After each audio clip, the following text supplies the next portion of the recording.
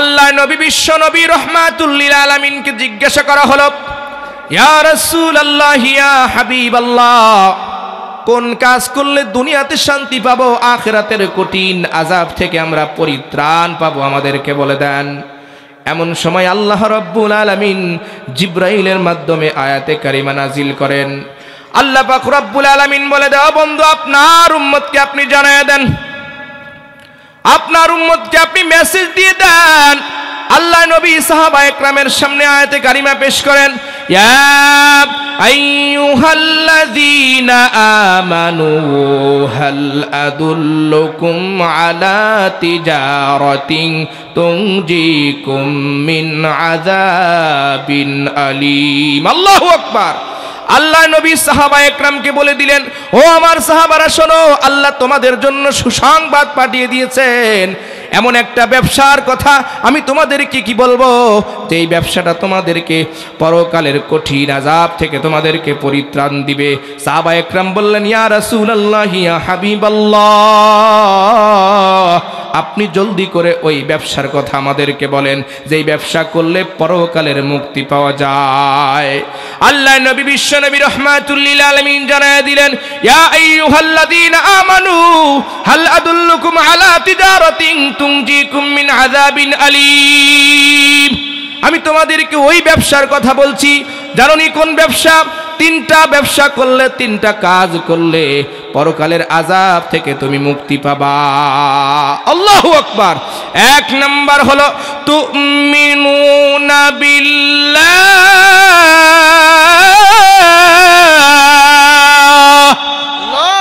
এক নাম্বার হলো আল্লাহর উপর ঈমান আনা। এক নাম্বার কি বলেন? আল্লাহর উপর ঈমান আনা।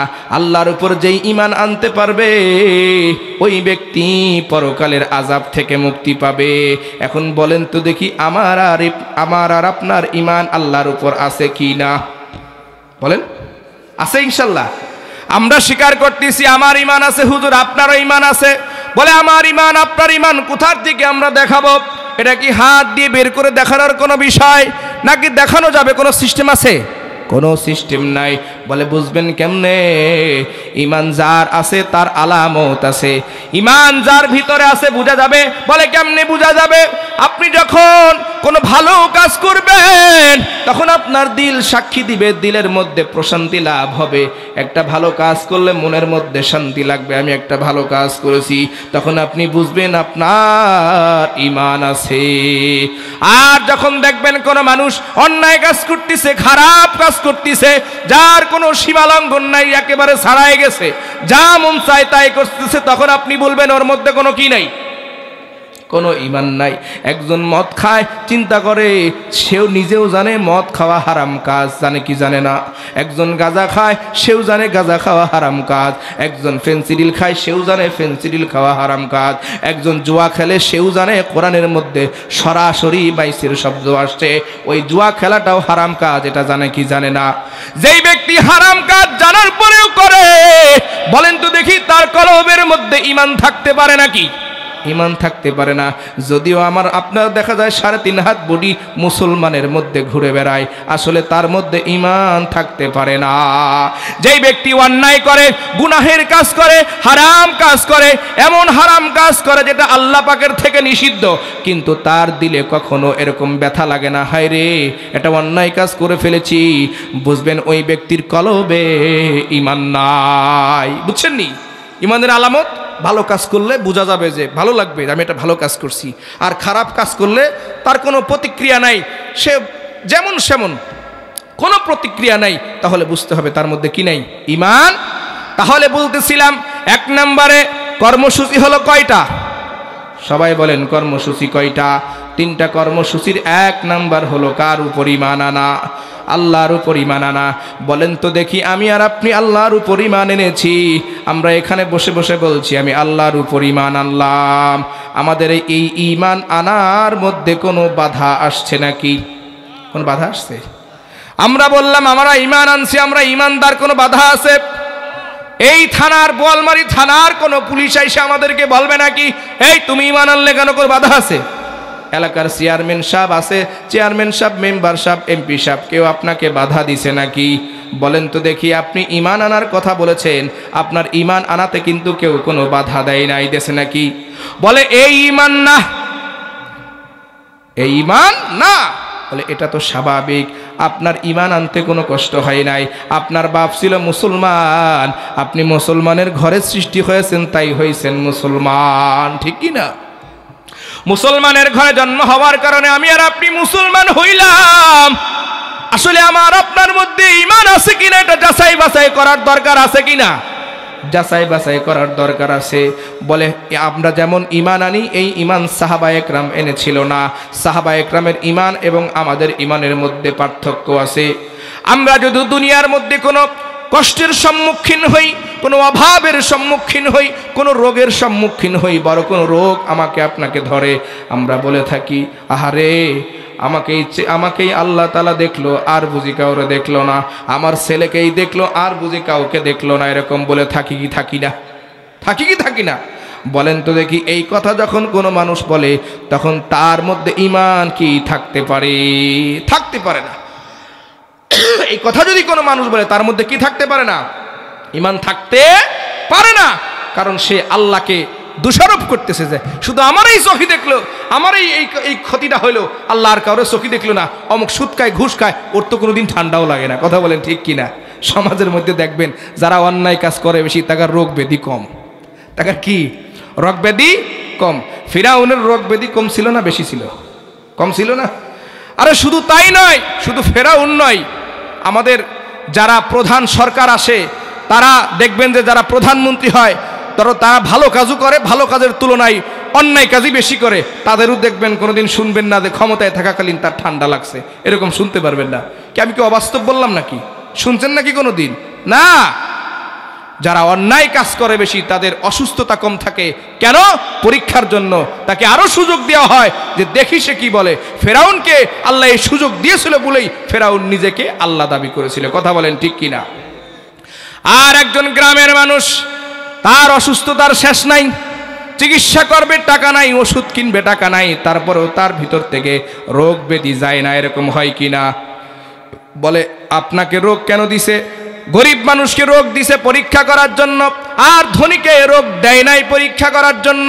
ধনীকে আল্লাহ সম্পদ দিছে পরীক্ষা করার জন্য, গরিবকে সম্পদ দেয় নাই পরীক্ষা করার জন্য। দেখছে ধনীকে সম্পদ দিলে, ধনীকে অসুস্থতা না দিলে সে কোন রাস্তায় যায়, আর আল্লাহ লক্ষ্য করতেছে গরিবকে সম্পদ দেই নাই, অসুস্থতা দিয়েছি, দেখি আমি আল্লাহর থেকে মুখ ফিরায় নেই নাকি। এটা আল্লাহ কি করে? পরীক্ষা করে। তো এই পরীক্ষায় যে পাশ করবে আল্লাহ পাক তাকেই জান্নাত দান করবে। বলেন সুবহানাল্লাহ। আল্লাহর প্রতি ঈমান আনা বড় কঠিন, বড় কি বলেন? আমি আর আপনি কি ঈমান আনলাম, এইখানে যদি একটা গুলি ফুটে যায় আমি আর আপনাকে আমাকে পাওয়া যাবে না, দৌড়ায় দৌড়ায় পলায় যাব। কথা বলেন ঠিক কিনা? ঈমান এনেছিলেন হযরত বেলাল রাদিয়াল্লাহু তাআলা আনহু। কি বলেন? নাম বলেন সবাই, কোন সাহাবার নাম বলেছি? হযরত বেলাল রাদিয়াল্লাহু তাআলা আনহু। হযরত বেলালের সামনে আল্লাহ নবী সাহাবায়ে কেরামদেরকে পাঠাইলেন বাদশার দাওয়াত দেওয়ার জন্য। বেলাল হচ্ছে হাবশী গোলাম, যার কোনো মূল্য নাই, যার কোনো মূল্য নাই, তার সামনে বাদশাকে দাওয়াত দিচ্ছে সাহাবায়ে কেরাম, দাওয়াত দিচ্ছে দুনিয়ার সব কিছু বরবাদ হয়ে যাবে, দুনিয়ার যত খোদার বন্দেগি করো সব খোদা বরবাদ হয়ে যাবে, তুমি যদি কামিয়াব হতে চাও, সফলতা আনতে চাও, এক খোদা এক আল্লাহর উপর ঈমান আনো। দাওয়াত দেওয়ার সময় সাহাবায়ে কেরাম বলছে, ওই আল্লাহর উপর ঈমান আনো যিনি একক, যিনার কোনো শরীক নাই, জিনার হুকুম বাস্তবায়নের ক্ষেত্রে দুনিয়ার মধ্যে মালিকের মধ্যে আর গোলামের মধ্যে কোনো ব্যবধান থাকবে না। যখন এই শব্দটা হযরত বেলালের কানে গিয়েছে, বুঝতে পেরেছে যেই দাওয়াতটা যেই ধর্মটা মালিকের মধ্যে আর গোলামের মধ্যে কোনো পার্থক্য করে না, ওই ধর্ম মিথ্যা হতে পারে না। ঠিক না? আমাদের সমাজের মধ্যে কি দেখা যায়, মসজিদের মধ্যে যদি সমাজের চেয়ারম্যান সামনের কাতারে নামাজ আদায় করে, ওই এলাকার ফকিরও তার পাশে যে নামাজ আদায়ের অধিকার আছে কিনা? আছে কিনা বলেন? ওই জামানায় এমন ছিল না রে ভাই, ওই জামানায় গোলামের কোনো দাম ছিল না। যখন পয়গাম গিয়েছে মালিক আর গোলামের মধ্যে কোনো ব্যবধান থাকবে না, হযরতে বেলাল রাদিয়াল্লাহু তাআলা আনহু দাওয়াতটা পেয়ে অনেক খুশি হয়েছে, চিন্তা করেছে যেই ধর্মগুলো আমার মালিকের মধ্যে কোনো ব্যবধান করে না, এদের মধ্যে কোনো পৃথকতা সৃষ্টি করে না, ওই ধর্মই হচ্ছে আসল ধর্ম।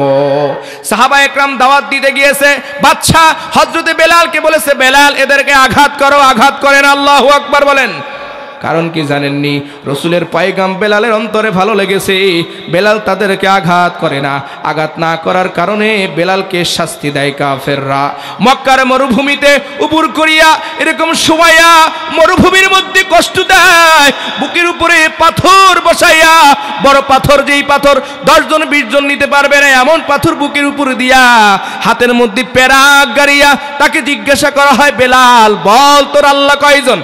বেলালের জীবন শেষ হয়ে যায়, তারপরেও মুখ দিয়ে বের হয় আহাদ আহাদ, আল্লাহু আকবার। আল্লাহ কয়জন বলেন? আল্লাহ কয়জন? বেলালের মুখ দিয়ে বের হয়ে যায় আহাদ আহাদ। দুনিয়ার সব মালিকের দেখা শেষ, দুনিয়ার সব খোদার দেখা শেষ, আমার মালিক আমার খোদা হচ্ছেন আল্লাহ। কে বলেন? সকলেই বলেন আমাদের মালিককে। আরো জোরে বলেন আমাদের মালিককে। একটু জিকির করেন লা ইলাহা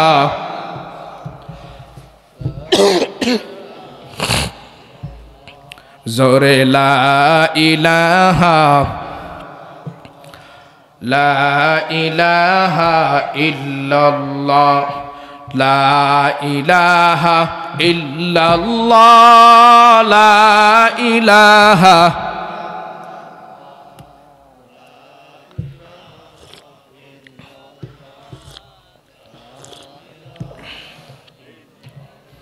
লা ইলাহা ইল্লাল্লাহু মুহাম্মাদুর রাসূলুল্লাহ সাল্লাল্লাহু। আপনারা কি কষ্ট হইতেছে শীতের ভিতরে? আমি একটু আরাম জায়গায় বসছি, আপনারা নিচে বসছেন। হ্যাঁ, কষ্ট হইতেছে নাকি? আপনারা থাকবেন তো ইনশাল্লাহ? যত সময় আলোচনা করি থাকবেন ইনশাল্লাহ? হ্যাঁ, আল্লাহ তাআলা আমাদের এই মহাব্বত কবুল করুন, সকলে বলেন আমিন। আমরা এখানে যারা উপস্থিত হয়েছি, বসেছি, আল্লাহ যেন জান্নাতের মধ্যে সকলকে একসাথে বসার ব্যবস্থা করে দেন, বলেন আমিন।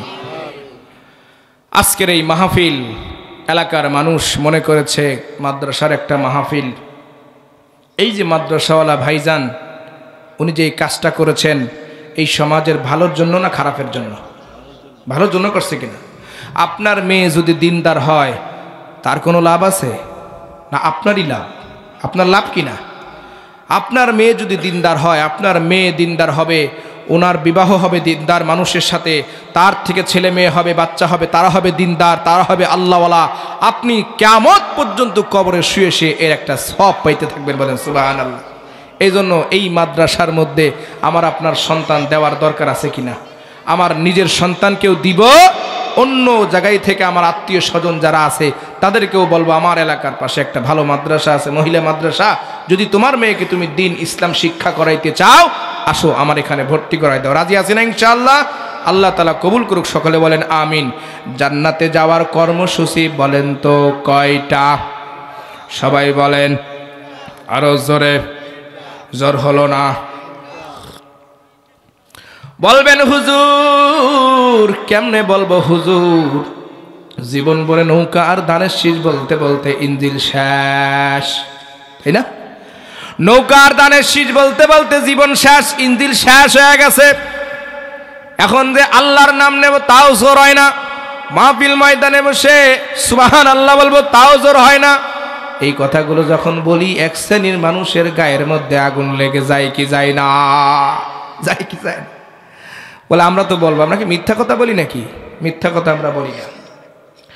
এই সমাজের মধ্যে এমনও মানুষ এইখানে উপস্থিত আছে, প্রেসিডেন্ট শেখ মুজিবুর রহমান, প্রেসিডেন্ট জিয়াউর রহমানের নাম যতবার নিয়েছে, স্লোগান দিয়েছে, আল্লাহর নামটাও এতটা নেই নাই, বলেন ঠিক কিনা? না, এখানে এতটা নিয়েছে শেখ মুজিবুর রহমানের নাম, এতটা বেশি নিয়েছে প্রেসিডেন্ট জিয়াউর রহমানের নাম, এতটা বেশি নিয়েছে শেখ হাসিনার নাম, এতটা বেশি নিয়েছে খালেদা জিয়ার নাম, এতবার আল্লাহর নামটাও নেই নাই। কথা বলেন ঠিক কিনা?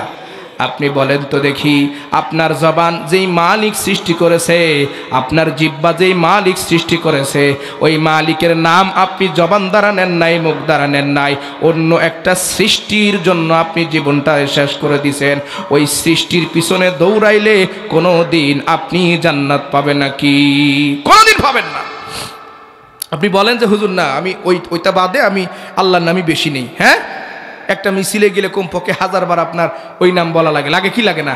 আপনি বলেন তো দেখি যে হুজুর আমি এক জায়গায় বসে 1000 বার লা ইলাহা ইল্লাল্লাহ আল্লাহ পড়ছি, খুব কম পাওয়া যাবে, ঠিক কিনা বলেন?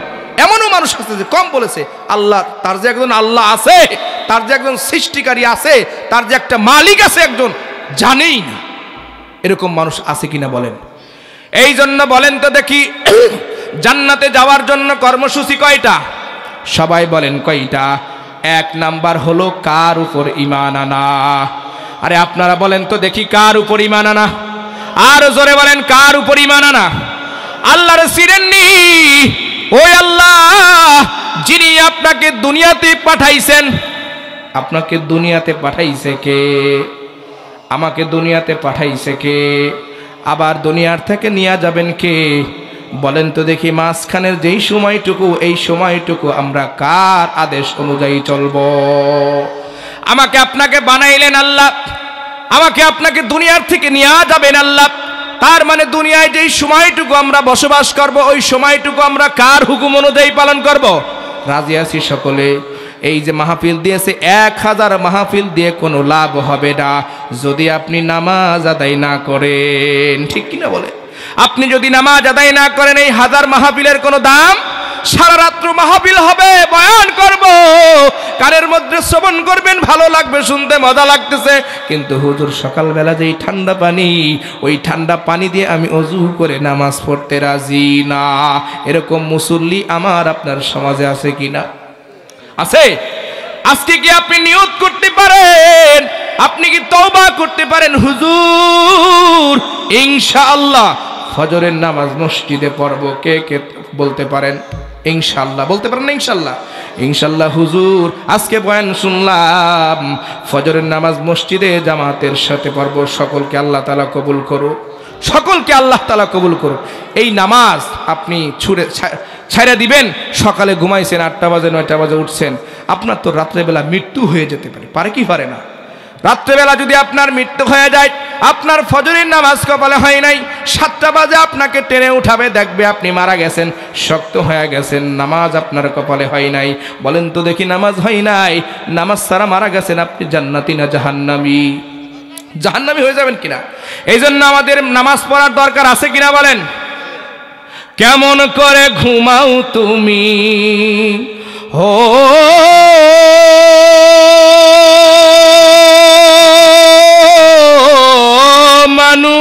মানুষ, কেমন করে ঘুমাও তুমি ফজর করে কাজা, এমনও তো হতে পারে জোহরে জানাজা তোমার, এমনও তো হতে পারে জোহরে জানাজা। হতে পারে কি পারে না? কেমন করে ঘুমাও তুমি, কেমন করে ঘুমাও তুমি ফজর করে কাজা, এমনও তো হতে পারে জোহরে জানাজা তোমার, এমনও তো হতে পারে জোহরে জানাজা। মুসলিম হয় না জন্ম নিলেই মুসলমানের ঘরে, কাফের মুমিন তফাতটা হয় সালাতের উপরে, হে মুমিন সালাতের উপরে। মুসলিম হয় না জন্ম নিলেই মুসলমানের ঘরে, কাফের মুমিন তফাতটা হয় সালাতের উপরে। এই জীবনে নামাজ যেন ও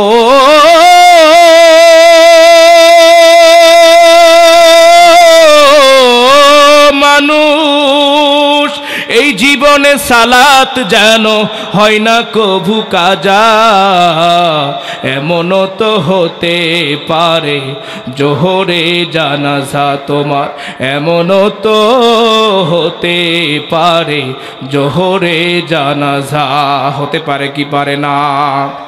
পারে কি পারে না?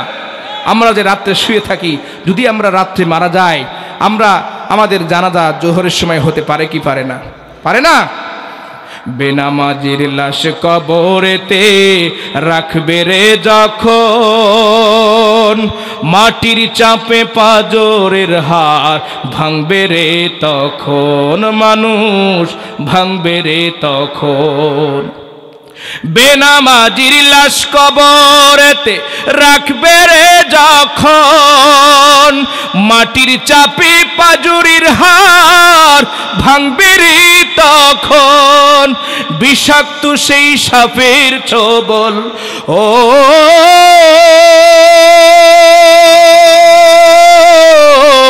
মানুষ, বিষাক্ত সেই সাপের ছোবল বেনামাজির সাজা, এমনও তো হতে পারে জোহরে জানাজা তোমার, এমনও তো হতে পারে জোহরে জানাজা। কেমন করে ঘুমাও তুমি, কেমন করে ঘুমাও তুমি ফজর করে কাজা, এমনও তো হতে পারে জোহরে জানাজা। হইতে পারে কি পারে না? আমি আর আপনি রাত্রে ঘুমাই থাকবো, যদি মারা যায় ফজরের নামাজ না পড়লেও জোহরে আমাদের কি হবে? জানাজা। আমি আলোচনা করতেছিলাম জান্নাতে যাইতে হলে কর্মসূচি পালন করতে হবে কয়টা? 3টা, তাই না? 3টার 1 নাম্বার কি? 1 নাম্বার হলো আল্লাহর উপর ঈমান আনা। আল্লাহ রাব্বুল আলামিন নিজেই বলে দিলেন, ওয়া তুমিনুনা বিল্লাহ।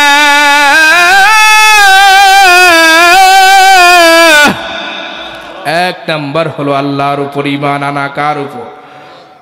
বলে আমার ঈমান আনা আর বেলালের ঈমান আনার মধ্যে পার্থক্য আছে কি না? আছে কি না? কোন সময় আমার ঈমান থাকে আর কোন সময় যায় আমি আর আপনি কিন্তু বুঝতে পারি না। এই যে শীতের মৌসুম চলতেছে, ঈমান কখন আসে কখন যায় একটা উদাহরণ আপনাকে দিই। আপনি আর আমি মাটির চাষ যখন করব ক্ষেতের মধ্যে, আজকে আমি সকালবেলা আপনার ক্ষেতের মধ্যে যে পেঁয়াজ রোপণ করবেন, পেঁয়াজ রোপণ করার পর এই যে আপনি একটা গাছ, একটা চারা আপনি মাটির মধ্যে রাখলেন, মাটির মধ্যে রাখার পর আপনি সাধারণত একটু মেহনত করেছেন। মেহনতটা হলো আপনি একটু পানি দিয়েছেন, একটু সার দিয়েছেন। তো দেখি এই সার আর এই পানির দ্বারা কি সব কিছু হতে পারে? সব কিছু হতে পারে? সার আর এই পানির দ্বারা কি সব কিছু হতে পারে? এই পেঁয়াজের যেই ছোট ছোট চারাগুলি আছে, যখন আপনি চারা দিয়েছেন শুধুমাত্র কিছু বীজ আপনি মাটির মধ্যে ছড়ায়া দিয়েছেন, আপনি কিছু সার দিয়েছেন, পানি দিয়েছেন, ওই জায়গার মধ্য থেকে মাটি ভেদ করে মাটি সরায়া একটা চারা উপরের দিকে এসেছে। বলেন তো দেখি ওই চারাটা উপরের দিকে এনেছেন কে? কে এনেছেন বলেন? আল্লাহ এনেছেন। এর মধ্যে কোনো সন্দেহ আছে নাকি? যদি আপনি আর আমি এর মধ্যে সন্দেহ করি, আমি আর আপনি যদি মুখ দ্বারা জবান দ্বারা বলে থাকি আমি এই সার দিয়েছিলাম, পানি দিয়েছিলাম, আমি যত্ন করেছিলাম বিদায় এই সুন্দর চারা হয়েছে, বলেন তো এটা বলা যাবে নাকি? এটা কি বলা যাবে? যখনই আপনি এই বাক্যটা মুখ দ্বারা উচ্চারণ করবেন আপনার মধ্যে আর ঈমান থাকবে না। ঈমান থাকবে? ঈমান থাকবে না। আপনি যদি বলেন এই কাজ করার দ্বারা, এই সারের দ্বারা, এই পানির দ্বারা, এই ঔষধের দ্বারা এত সুন্দর হয়েছে, তখন আপনার ঈমান নষ্ট হয়ে যাবে। আপনি বলতে পারেন আমি পরিশ্রম করেছি, সব কিছু যিনি দিয়েছে, অল্প দিয়েছে বেশি দিয়েছে, সব কিছু দিয়েছেন আমার আল্লাহ। কে দিয়েছেন বলেন? সব কিছু দিয়েছেন কে? যদি বেশি দেয় তাও দিয়েছেন আল্লাহ, যদি কম দেয় সেটাও দিয়েছেন আল্লাহ। ঠিক কিনা বলেন? এটাই হচ্ছে আপনার আমার ঈমান। কথা বলেন ঠিক কিনা? আল্লাহর উপর ঈমানের অনেক উদাহরণ। আল্লাহর উপর ঈমান মানে কি? আমি আল্লাহর উপর ঈমান আনলাম, এত সহজ? সহজ না। আপনি এগুলো পরিহার করে চলতে হবে, আপনি এগুলো খেয়াল করতে চলতে হবে আপনার। যদি আপনি খেয়াল করে না চলেন আপনার ঈমান যে কোন সময় চলে যাবে আপনি বুঝতেই পারবেন না। ঠিক কিনা বলেন? এখন বলেন তো দেখি আরেকটা উদাহরণ দেই, আল্লাহর প্রতি ঈমান আনার উদাহরণ। আপনাকে আমাকে সুস্থ রাখার মালিক কে বলেন? একটু জোরে বলেন না। আল্লাহ রাখার মালিক। আবার অসুস্থতা দেওয়ার মালিক কে বলেন? সুস্থতা দেওয়ার মালিক জি আল্লাহ, অসুস্থতা দেওয়ার মালিকও সেই আল্লাহ। শুধু তাই নয়, আপনাকে আমাকে আল্লাহ পাক নেয়ামত হিসাবে ছেলে সন্তান দান করে কি করে না? যেই ছেলে সন্তান আমাকে আপনাকে দান করে ওই ছেলে সন্তান দেওয়ার মালিককে আরো জোরে কন। আর যার ছেলে সন্তান হয় না, না দেওয়ার মালিক কে? সব কিছুর মালিক কি আল্লাহ। আল্লাহ একজনকে ছেলে দিয়েছে 5টা, তার কোনো সম্পদ নাই। আবার একজনকে একটা ছেলেও দেয় নাই, তার কোনো সম্পদের অভাব নাই। কথা বলেন ঠিক কি না? সব কিছু দিয়ে পরীক্ষা করেন কে? ছেলে সন্তান আমাদেরকে দিয়েছেন আল্লাহ, যার দেয় নাই সেটাও দেয় নাই আল্লাহ। এটা কি কারো কোনো মানুষের হাত আছে নাকি? বলেন তো, কোনো মানুষের হাত আছে? কোনো মানুষের হাত নাই। এখন যদি আপনাদেরকে জিজ্ঞাসা করি, আপনার এলাকায় এমন মানুষ আছে কিনা যেই মানুষটা আল্লাহর কাছে চাওয়া ব্যতীত পীর সাহেবের দরবারে যায় ছেলে মেয়ে আনতে? এরকম লোক আছে কিনা? আপনার এলাকায় নাও থাকতে পারে, আমার এলাকায় আছে। আল্লাহর উপর ভরসা নাই যে আল্লাহ দিতে পারবি কিনা। পীর সাহেব বলেছে তুমি আসো, তুমি আমার খেদমত করো, আমার সহচরে থাকো, আমার সাথে থাকো, তোমার ওয়াইফকে নিয়ে আসো, আমি তাকে ফু দিয়ে দেই, আমি তাকে এইটা করি সেইটা করি, তাকে ছেলে সন্তান হয়ে যাবে। বলেন নাউজুবিল্লাহ। হবে কিনা? হবে। এরকম পীর সাহেবের সাথে সম্পর্ক রাখা হারাম, এরকম পীর সাহেবের কাছে সবক নেওয়া হারাম। যার আল্লাহর উপর ভরসা থাকবে না ওই পীরের দরকার নাই। কথা বলেন ঠিক কিনা? আমি আপনাদের কথা বলছি না, আমি পড়ালেখা করেছিলাম কুমিল্লা চাঁদপুরে। কোথায়? কুমিল্লা চাঁদপুরে। কুমিল্লা চাঁদপুরে পড়ালেখা করছি। ওইখানে একটা দরবার আছে, ল্যাংটা বাবার দরবার। আপনারা জানেন কিনা আমি জানি না। কিসের দরবার বলেন? ল্যাংটা বাবার দরবার। ওই দরবারে মানুষ যায় যাদের ছেলে সন্তান হয় না, ওখানে মানত করে। ওখানে মানত করলে ছেলে সন্তান বলে হয়। বলে ওইখানে যাওয়ার পরে যারা পীর সাহেব তারা সবাই ল্যাংটা। সবাই কি? সবাই কি বলেন? বুঝতেছেন আমার কথা? একে অপরে গল্প করে, আরে ওদি ল্যাংটা। ল্যাংটা, ল্যাংটার ভিতরে আবার কি আছে? কই যদিও দেখো ল্যাংটা, ভিতরে মাল আছে। বলেন নাউজুবিল্লাহ। ল্যাংটার ভিতরে আবার কি থাকবে যার মধ্যে রসুলের সুন্নাত নাই, আল্লাহর বিধান নাই, আল্লাহর হুকুম আহকাম মানে না, রসুলের সুন্নাত মানে না, রসুলের তরিকা অনুযায়ী চলে না? তার মধ্যে কোনো দিন থাকতে পারে? কোনো দিন থাকতে পারে? ওই ল্যাংটার মাজারে মানুষ যায় ছেলে মেয়ে আনার জন্য। ওই ল্যাংটার মাজারে যায়, ওই ল্যাংটা বাবার পায়ের কাছে সিজদা করে। এটা হারাম। এটা কি বলেন তো দেখি? কোনো মানুষের সামনে, কোনো মাজারের সামনে, কোনো গাছের সামনে নিজের মাথাকে নত করা হারাম। কথা বলেন ঠিক কি না? একমাত্র আমার আপনার মাথা কার সামনে নত হবে? আল্লাহ ছাড়া কারোর সামনে আমার আর আপনার মাথা নত হবে না। ওই ময়দানের মধ্যে, ওই দরবারের মধ্যে মানুষ ঘুরে ফিরে আর গান কয়। কি গান কয়? অল্প একটু বলবো নাকি শিখার জন্য? ওই ময়দানের মধ্যে গান বাজনা করে আর বলে, কিরামান কাতিবিন রোজ হাসরের দিন, কিরামান কাতিবিন রোজ হাসরের দিন, আল্লাহর কাছে যদি করে অভিযোগ, আমি বলবো দুনিয়ায় ছিলাম ল্যাংটা বাবার লোক। নাউজুবিল্লাহ।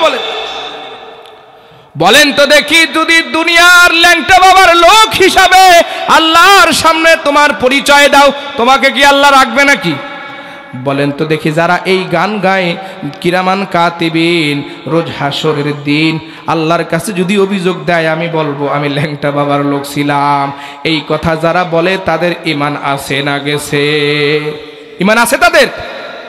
তারা এই গান বলে যে আমরা আল্লাহর সামনে বলবো যে আমরা ল্যাংটা বাবার লোক ছিলাম। ল্যাংটা বাবার লোক বলার পরে কি তাকে আদর করবে না শায়েস্তা করবে? শায়েস্তা করবে না? ওরা জুতো পিটা করে জাহান্নামের মধ্যে দেবে। বলেন ঠিক কি না?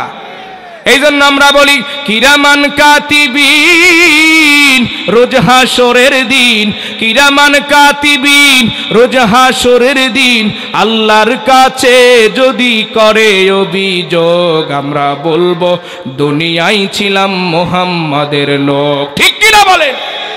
আমরা কার লোক ছিলাম? আমরা কার উম্মত? আমরা বলতে পারি আমাদের নেতা হচ্ছে বিশ্বনবী মুহাম্মদুর রাসূলুল্লাহ সাল্লাল্লাহু আলাইহি ওয়াসাল্লাম। আমরা এটা বলতে পারি, কি বলেন? আমরা কি ওইটা বলতে পারি? যে মুসলমান যে ইমানদার সে এটাই বলবে যে আমি ছিলাম মুহাম্মাদের লোক। আর ওদেরকে ভাষায় ভাষায় এটা জবাব দেওয়ার দরকার। কিরামান কাতিবিন রোজ হাসরের দিন আল্লাহর কাছে যদি করে অভিযোগ, তোদের বলবে জুতা মারিয়া জাহান্নামে ঢোক। ঠিক কিনা বলেন? তাদেরকে জুতা মেরে কবে কি জাহান্নামে ঢোক। তুই দুনিয়ায় কবি মুহাম্মাদের লোক, তুই এখানে এসে বলতেছিস ল্যাংটা বাবার লোক।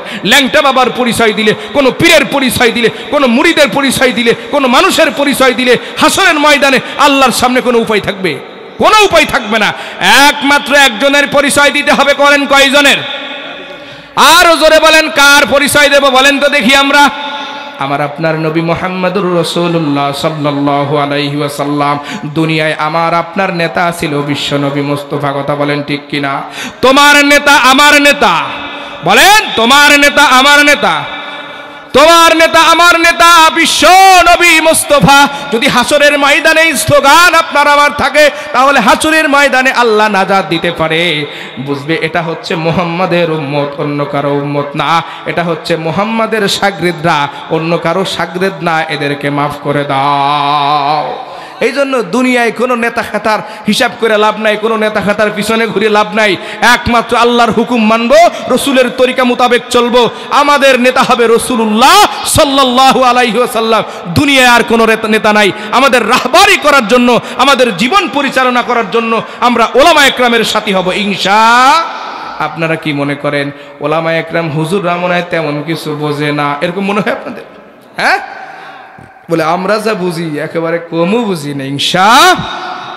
এই সমাজের মধ্যে যদি একজন আলেম মানুষ একটা প্রতিনিধি হয়, ভালো করে বুঝবেন, এই সমাজের মধ্যে যদি একটা ওয়ার্ডের মেম্বার একজন আলেম হয়, এই সমাজের মধ্যে যদি একজন ইউনিয়ন চেয়ারম্যান সাহেব যদি একজন আলেম হয়, কারো কোনো অসুবিধা আছে?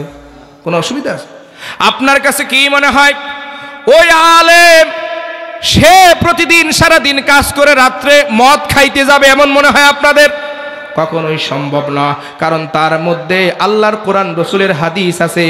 সে সারাদিন দুনিয়ার মানুষের খেদমত করবে, ইউনিয়ন পরিষদের মানুষের খেদমত করবে, রাতের বেলায় কোনো দিন মদ খাইতে যাবে না।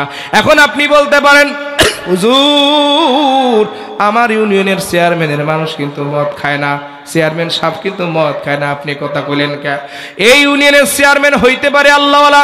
এরকম দেশের মধ্যে আমি আমার ইউনিয়নের কথা বলছি, একেবারে বাস্তব প্রমাণ। সারাদিন কাজ করবে, রাতের বেলায় মদ খায়, এরকম লোক আছে। কিন্তু চাষি যখন দেশের তে চলে গেছে, তারাও শেষ হয়ে গেছে। ক্ষমতার বলে তারা করছে, মানুষের কাছ থেকে মেরে ধরে সালিশ করে 5,000 7,000 টাকা খায়া দিন ভরে কাজ করবে, রাত্রেবেলা মদ খায়। এই সমস্ত মানুষ সমাজের জন্য কি কল্যাণময় না ক্ষতিকর? বলেন, ক্ষতিকর কি ক্ষতিকর না? এই জন্য সবসময় সাহস যোগাবেন, সবসময় সহযোগিতা করবেন ওলামা একরামদেরকে। ওলামা একরাম যদি কোনো প্রতিনিধিত্ব করে, অন্য কোনো মানুষের সুযোগ নাই। ওলামা একরামের সাথে থাকার রাজি আছি তো ইনশাল্লাহ? আছি তো ইনশাল্লাহ? আমরা একটা সালিশ করলে আমরা তো পিছন দিয়ে টাকা খাইতে পারবো না, কারণ সিনার মধ্যে কোরআন রসুলের হাদিস আছে, এটা হারাম। এটা কি সবাই পারবে? যার মধ্যে আল্লাহর কোরআন নাই, রসুলের সুন্নাহ নাই, সে পিছন দিয়ে টাকা অনর্গল খাবে। সালিশ করবে মন মতো, যে টাকা বেশি তার সালিশেরা, এরকম হয় কি হয় না? এরকম হতে থাকে সমাজে। এই জন্য সমাজের মধ্যে শুধু আলেমের কথা বলছি তা নয়, যদি সমাজের মধ্যে ভালো দিনদার লোক থাকে, আল্লাহওয়ালা ব্যক্তি থাকে, কিন্তু আলেম না, ভালো মানুষের পক্ষ নেয়, ভালো কাজ করে, অন্যায় কাজের সাথে লিপ্ত হয় না, সমাজের মধ্যে গান বাজনা বাজতে দেয় না, সমাজের যুবকের সাথে খারাপ কোনো কাজ করে না, অন্যায় কোনো কাজ করে না, ওই মানুষ আলেম না হইলেও তার সঙ্গ আমরা দিব তো ইনশাআল্লাহ। এই জন্য প্রিয় হাজিরিন, আমরা বলতেছিলাম জান্নাতে যাওয়ার জন্য কর্মসূচি আমাদের কয়টা? 3টা। 1 নাম্বার হলো ওয়াতুমিনুনা বিল্লাহ। আল্লাহু আকবার। 1 নাম্বার কি বলেন? কার উপর ঈমান আনতে হবে? 1 নাম্বার হলো আল্লাহর উপর ঈমান আনতে হবে। 2 নাম্বার কথা হলো রাসূল সাল্লাল্লাহু আলাইহি ওয়াসাল্লামের উপর ঈমান আনতে হবে। কার উপর? রাসূল সাল্লাল্লাহু আলাইহি ওয়াসাল্লামের উপর ঈমান আনতে হবে। আমি বলেছিলাম ভাই, আল্লাহর উপর ঈমান আনবা হাসরের ময়দানে। যদি তুমি বলো মুহাম্মাদের লোক তোমাকে ছাড়বে, আর যদি বলো ল্যাংটা বাবার লোক তোমাকে জুতা পিটা করবে। ঠিক কিনা বলেন?